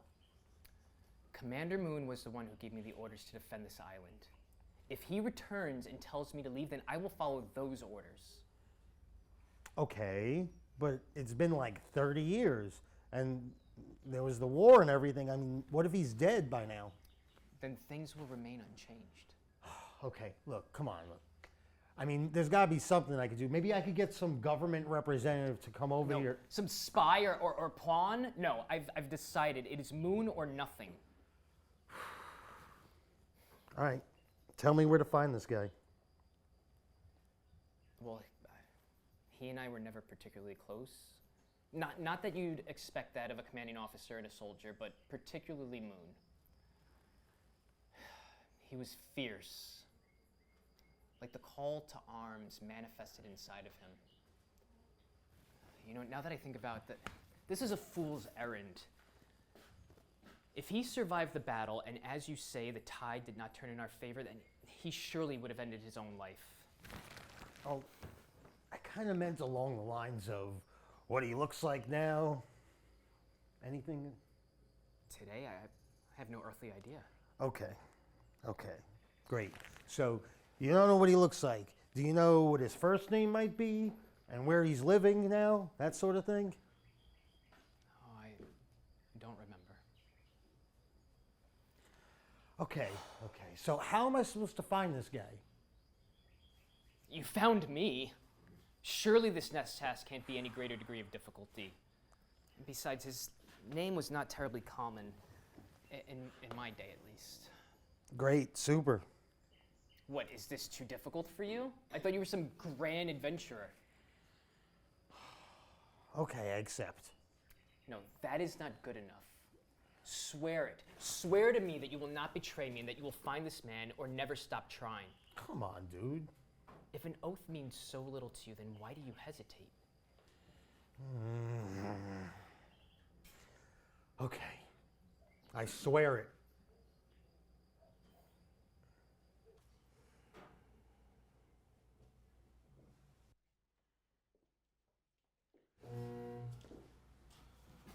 Wakey. Am I good or what? Junie. Did you miss me? Who's this? Lieutenant, it's good to see you. Identify yourself. Last time we met, it was I who was giving the orders. Is this possible? Commander Moon? How? Well, I'd almost have to agree with you. How? How are you doing, old friend? Reporting for duty, sir. See, I told you I could do it. I mean, you were all like, no, you'll never be able to do it. But here he is, right here, bam. Can I get you something to drink, water, or... That's all I have. No, thank you. No need. Maybe I could go for some water, provided it's not crawling with parasites or whatever. Did he talk this much with you? He cried the first time I captured him. Well, look, that's not accurate at all. I mean, I was a little stressed out, though. How did he find you? Oh, I mean, he told me his name, and then it was a simple process of elimination. How so? I knocked on everybody's door that had the name Moon living there. Somebody with the name Moon living there. How long did that take you? I mean, it took me a long time. Your persistence is impressive. Yeah, thanks. That's quite a compliment coming from you. Lieutenant, would you like to sit? I hear you're not so well these days. Well, then somebody has surely miscommunicated because I am strong as an ox. I am 100% ready to defend the Empire at all times. I have no doubt. However, I'd like to sit as the journey's been kind of hard on myself. Please. I'm no longer the young man you knew me as. Of course. How long did it take you to get here? Oh, not as long as I feared. I suppose my exhaustion is attributable to the weather more than anything. I've forgotten what an inferno this island could be when you're away from the cooling breeze of the sea. My God, it's intolerable. Year round. Every night I wake up in a pool of my own sweat. That aspect certainly hasn't changed, though the human growth I've witnessed is nothing short of remarkable. This island harbored little more than fishing villages when we first landed here many years ago. Today, skyscrapers, bustling commerce, it's practically unrecognizable. I believe you, although it's been some time since I've been to that part of the island.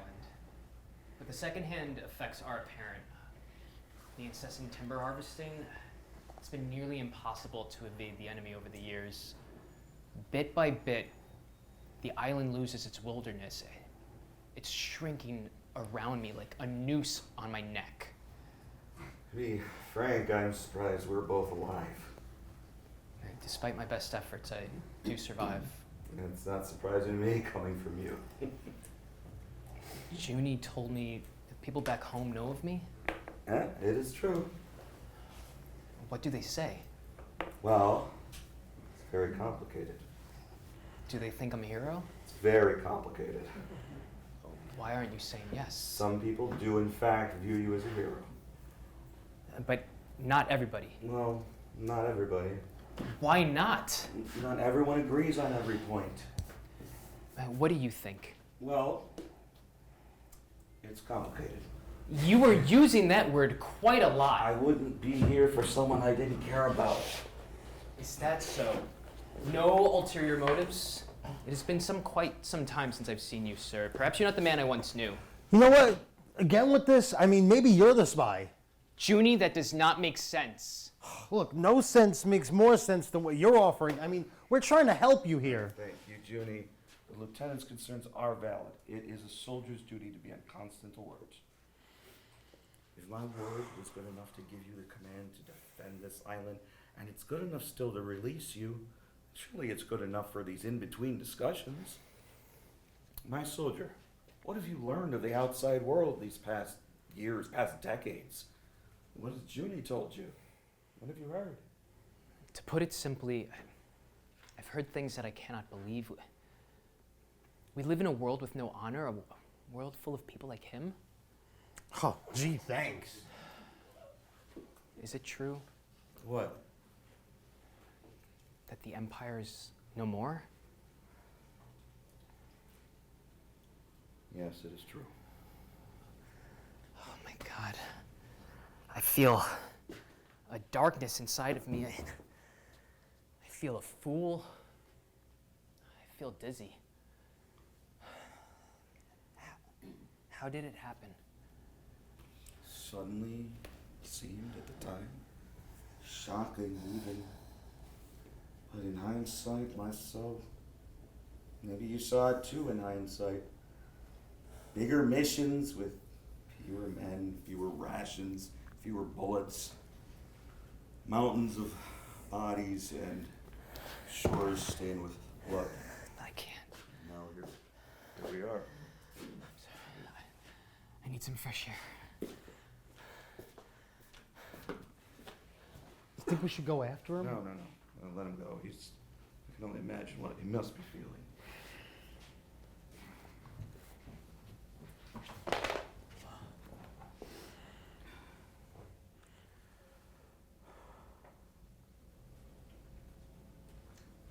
Thoughts come to me while we wait. Have you heard of it, this fairy tale concerning a fisherman and a turtle? Yeah, I think so. Maybe. I don't know. You know what? No, not at all. I'll refresh your memory. Once, a long time ago, a fisherman was preparing to set out for the day when he happened upon a group of children tormenting a turtle that had been overturned on its back. The fisherman shooed the children away, righted the turtle, and set it on its way.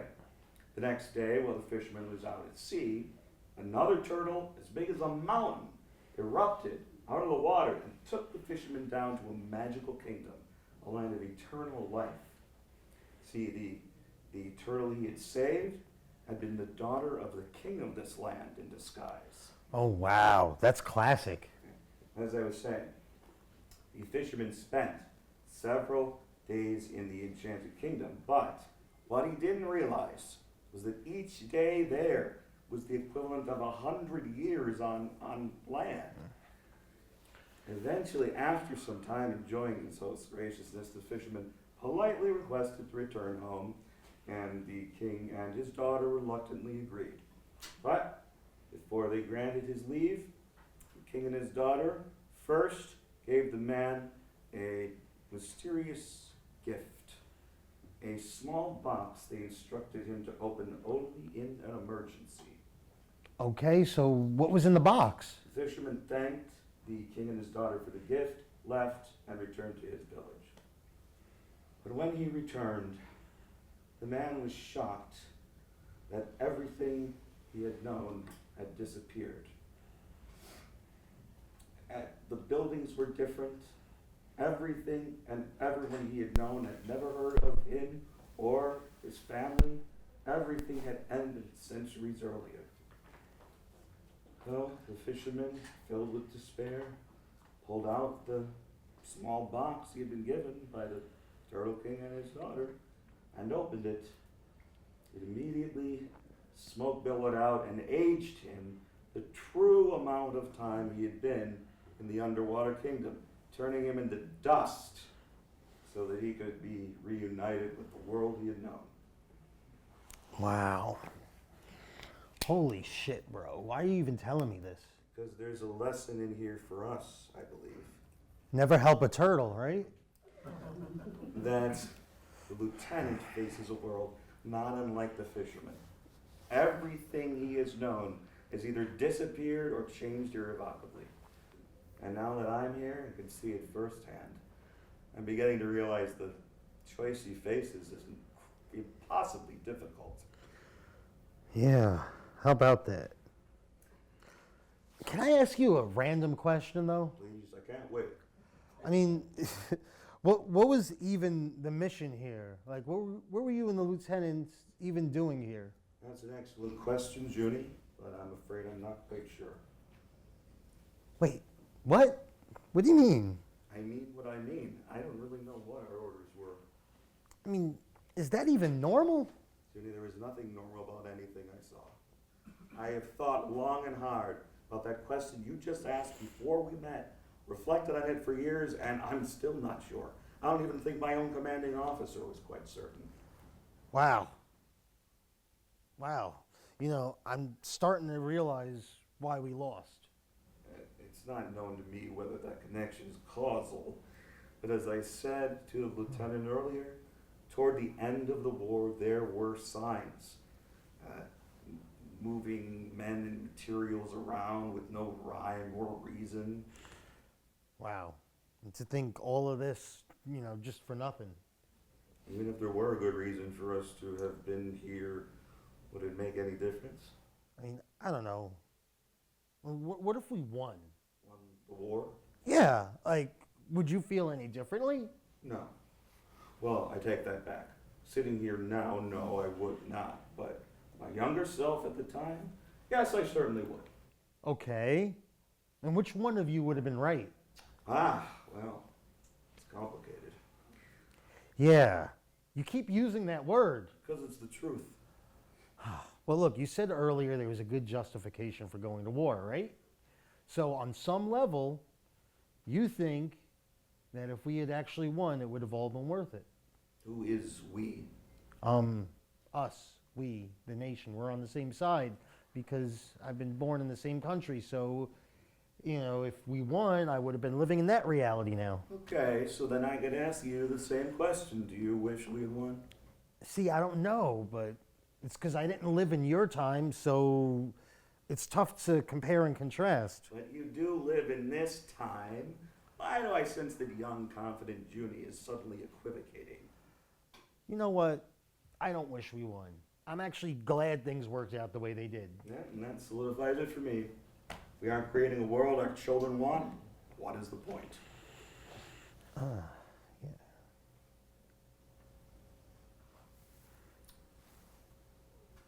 Pretty desperate environment. This primitive jungle. We're back at the bottom of the food chain. Yeah. I mean, I think I could handle being eaten, but I just don't want something to lay eggs inside me. I can see how it could affect one's mind after years in it, turning man into a beast. If there were ever an argument for everlasting peace, it would be how ill-suited we are for violence. These pitiful little arms and puny chests. What pathetic creatures we are compared to nature's fiercest predators. Not a claw or fang in sight. Were I to wander the forest at night, I'd likely die from falling off a cliff. My vision is so pitiful. Yeah, I mean, so why do you think it is that we humans like killing so much? That's a fantastic question, Junie. It's possibly the best question I've ever been asked. Okay, right back at you, big guy. I suppose, first, the differentiation is in order between conflict and war. The former is a much more understandable affair. The basic nature of life is conflict. Defending yourself is conflict. Hunting is conflict. Conflict is the basic nature of not just a man, but existence. Well, since the first amoeba attacked another amoeba, right? War, though, that is something different. We only wish it were the same, and it was some natural expression, safeguarding of our resources the other members of the animal kingdom would undertake if they only had the wherewithal. Our desire for war is insatiable. And now I see why. It's our minds. So many people believe that all of history was merely a precursor to their own existence, and that, like the neck of an hourglass, the future should flow through them.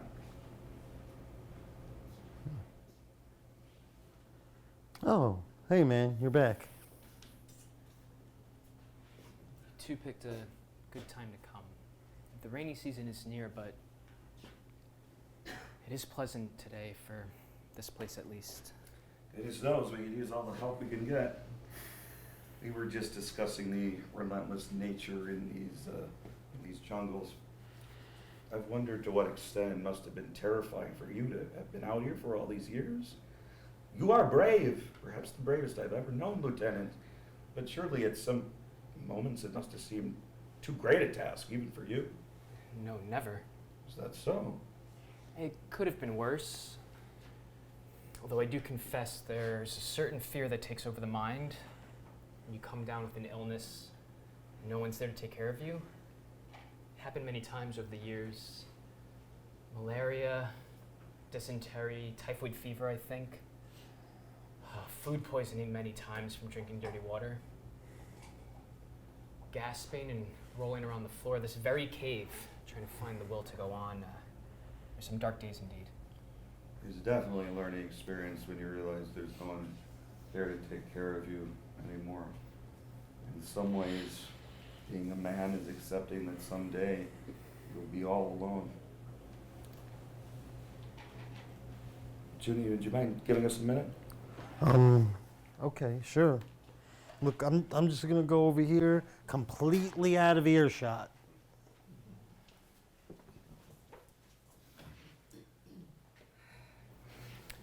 I'm sorry for overreacting earlier. This is quite a turn of events. No apology needed. I can't imagine what you're feeling right now. Perhaps nobody should have been sent to this island. should have just been left to its own devices. Right now, sitting here with you, I couldn't agree more. What is the world like now? I've heard many crazy things from Junie. Friend certainly has a gift with words. What, pray tell, has he told you? The empire no longer exists. It is gone. A shame. A damn shame. We were the greatest thing the world had ever seen.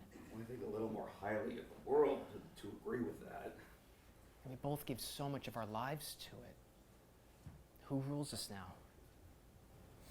Provisional government has been installed. We're not subjected to any other empire. No empire exists anymore. Now I do wonder if you were the commander. We were both too familiar with the ways of man to think we were merely subjects to another ruler now. I never said it would work. Then why do you go back? How do you stand it? It's not up to us. We must accept how things are, not the way we wish they would be. 30 years of my life wasted. 30 years spent here alone? That is a lifetime for most. Gone. I think of the life I could have had. I might have had a wife, a child, a family. Did you even want that? How could you say such a thing? Well, I don't want to diminish what you're saying at all, but something about you tells me you wouldn't have been able to settle down given the chance. Men like you and me are born wanderers, born soldiers. I dare say you've had quite a more extraordinary life than most, Lieutenant. A life great works of literature are written about. How dare you? Pure conjecture. No one knows this better than each other. It's something I've thought about at great length. They will kill me. The islanders, when I go down, I have made their lives miserable for decades. I do not apologize, but I do understand the reception I will receive. I think they will show mercy. I am not so sure. And to be honest, I understand. That is not to say that I apologize. I do not apologize for the actions of war. Even if, as you say, it is ended, nobody is disputing that it existed. And they cannot fault a soldier for being wary after so many legitimate attempts to trick and deceive. But again, the actions of war through the eyes of a civilian will not be forgotten. You were silent. The next steps are admittedly very important. You are correct, but not many will understand. But I do think that cast in the right light, people will focus more on the feeling of relief that this episode is behind us and the honor of admitting defeat.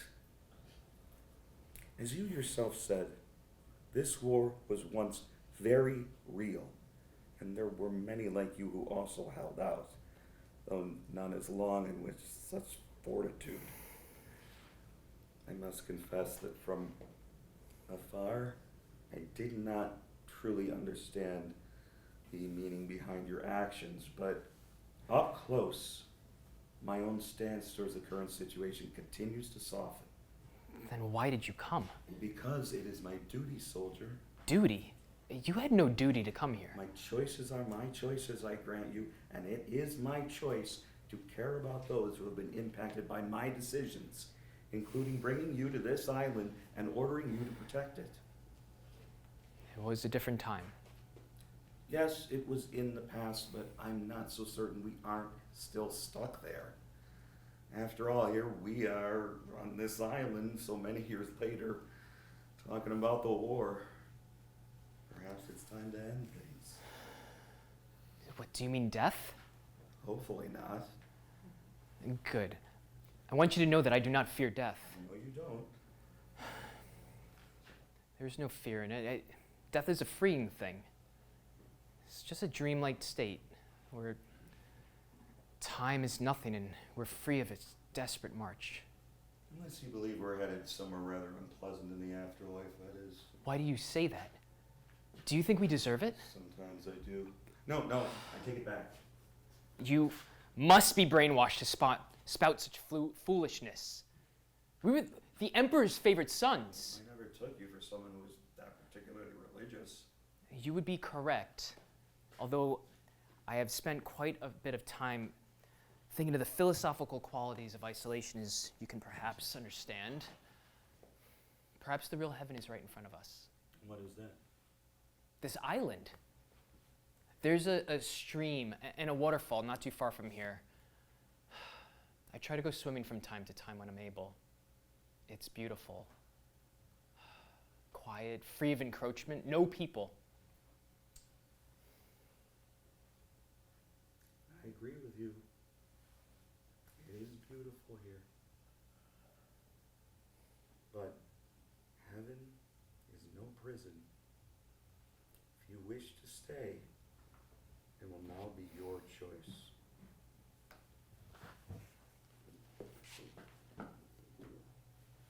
Lieutenant, you have dutifully and loyally served under my command and the Empire. Your dedication and follow-through is remarkable. But as your commanding officer, I declare that your duties have been fulfilled. I hereby release you from my command to safeguard this island. You no longer have to be here. You can go home. You should go home.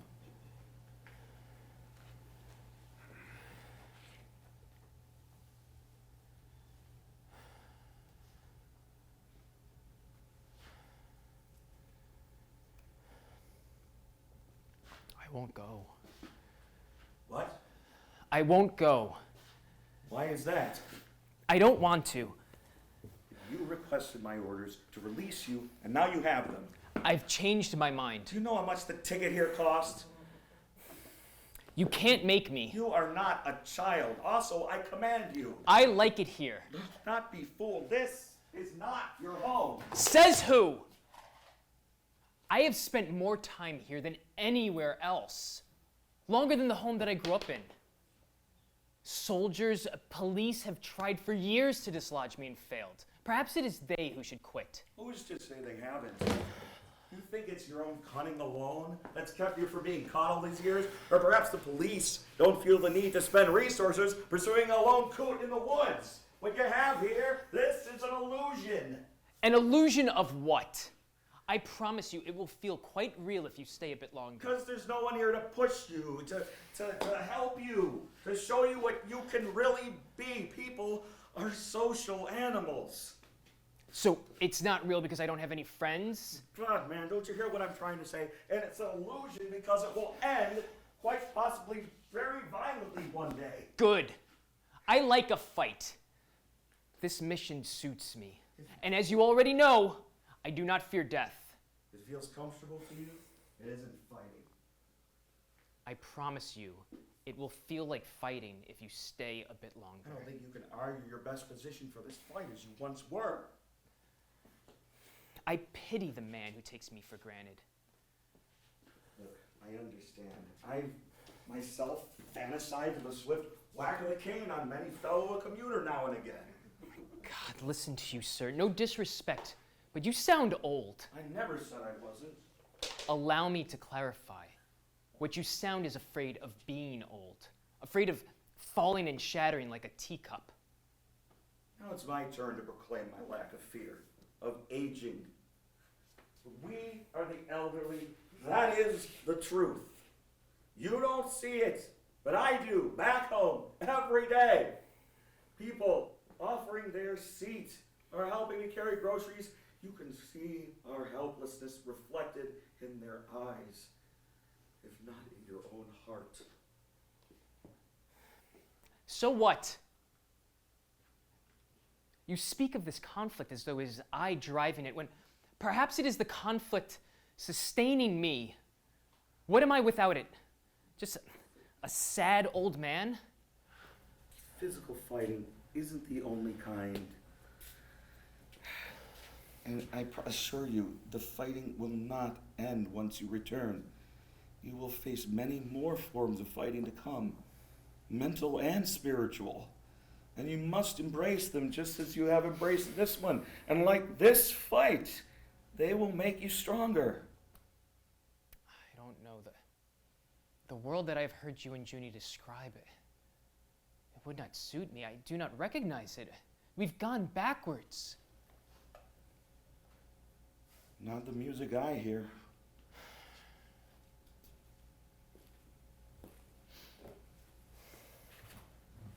Where's the radio I've heard so much about? Let's listen to something about it.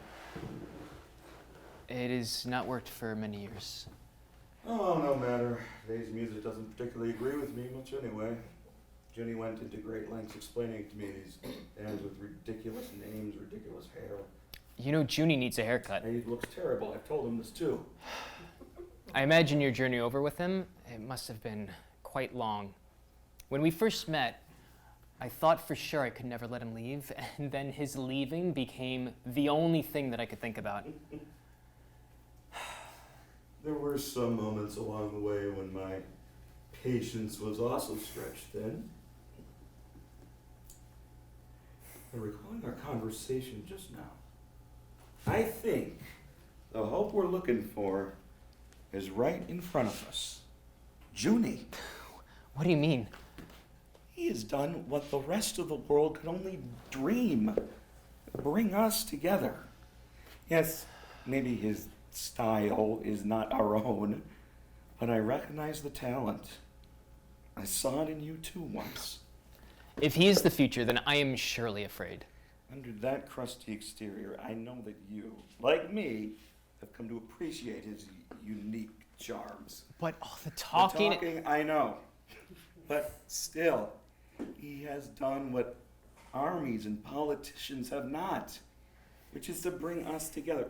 When we talk about the direction of society, I would argue that if Junie is a product of it, then society should offer us hope. Surely we can't say our generation was perfect, given the current circumstances. No, we surely cannot.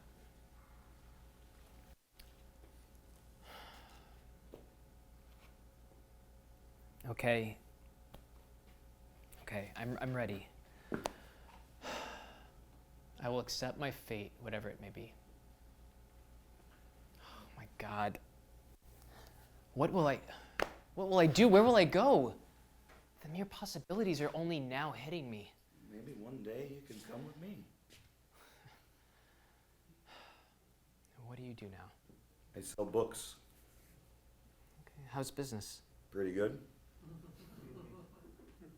The books would be wasted on me for the lack of understanding, but I think a quiet life would suit me. A homestead. I would like that. We could be neighbors. I'd like that. We could stop by for cups of tea and crumb cake. That's what people do, isn't it? I must admit I'm not quite fully adjusted to civilian life even after all these years. I think I would kill for some crumb cake. Not literally, I hope. So what's next?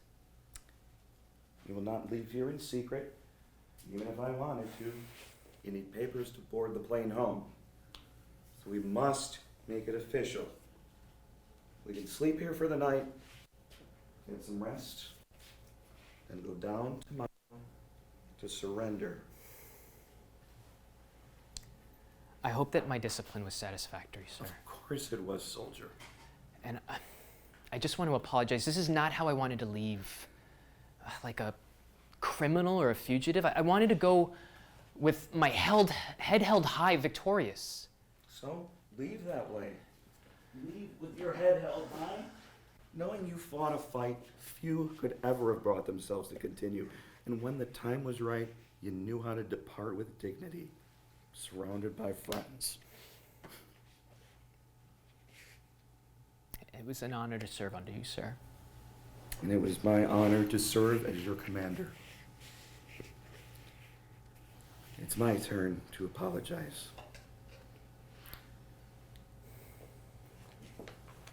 I never should have left you. Or I should have come back much sooner. Years earlier. Knowing you were alone here. There's no apologies necessary, sir. I failed you.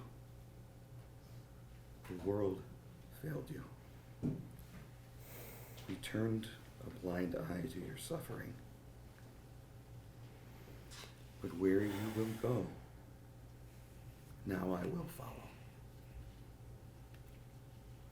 Have you two hugged it out yet? Junie, how long have you been eavesdropping? I have this preternatural ability to sense when I'm being complimented. Was he always like this with you?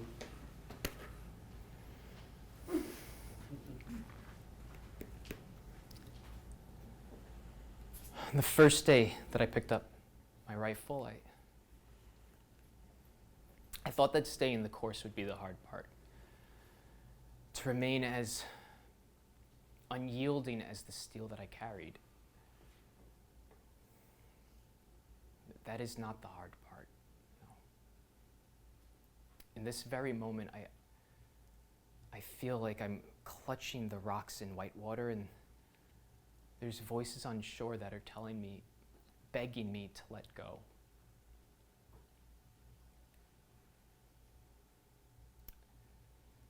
I will let go.